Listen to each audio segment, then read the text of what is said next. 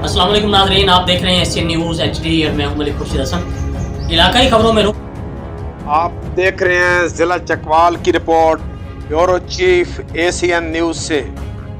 ज़िला चकवाल शहीदों और गाजियों के नाम से तो मशहूर है, लेकिन सियाती मकामात भी ज़िला चकवाल की रौनक हैं। कलरकार झील, तख्ते बाबरी, कटास राट, खंडोआ झील और आब शफा के साथ नीलावान काबिल दीद मकामात हैं।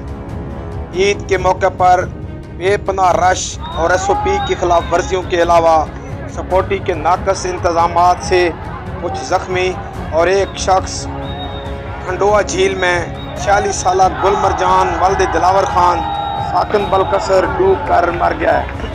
ये हादसात सिक्योरिटी इदारों पर सवालिया निशान है।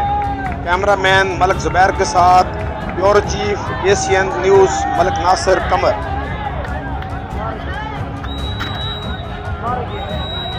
जो मेरी मंजिलों को जाती है,